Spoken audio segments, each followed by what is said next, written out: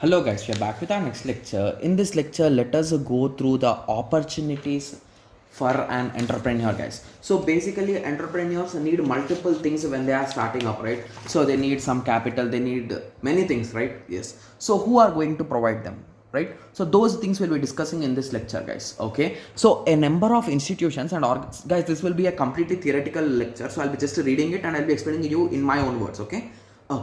So a number of institutions and organizations, okay, are engaged in development of entrepreneurship.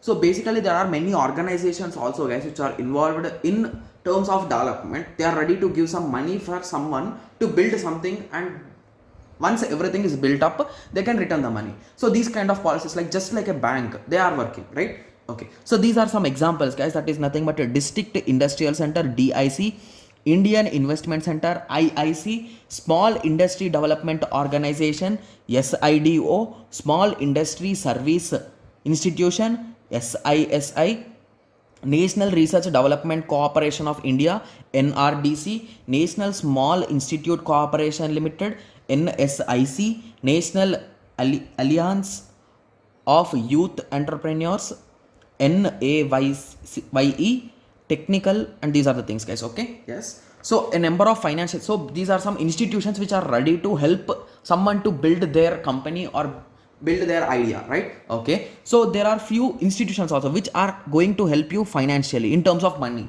like some kind of banks and all those things. Okay, so a number of finance institutes are assisting the entrepreneurs in meeting their capital requirements, so in terms of money. Okay, so state financing corporations, SFC, so inside and commercial banks also, you can say, guys. Inside commercial banks, all the SBI, SBHS and all those things will be coming in.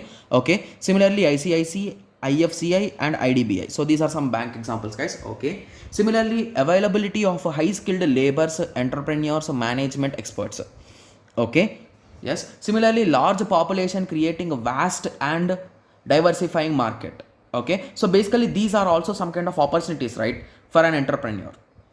Okay, so government support and encouragement by way of incentives and subsidiaries. So basically government is also trying to help, guys. So I hope everyone heard about stand up India, startup India. Like there are few things which are started by our prime minister, right? Yes, so basically these are recently started and these are really popular, guys. There are many companies already started and establishing also on these basis, right? Yes. Okay, availability of research and development laboratories, so these are some private sector laboratories, guys. Okay, yes, so I hope everyone got some basic idea about some opportunities at least, right? So you can remember at least a few and at least a few in this case, and you can write some on your own. Okay, yes, so I sorry for that, guys. Okay, so I hope everyone got some basic idea about the opportunities for an entrepreneur. So in the next lecture we'll be discussing some challenges. So basically, is everything easy? No, there will be some challenges we'll be facing, right? Yes, so those challenges we'll be discussing in our next lecture, guys. Okay, yes, so let us meet in the next lecture. Thank you, thanks for watching.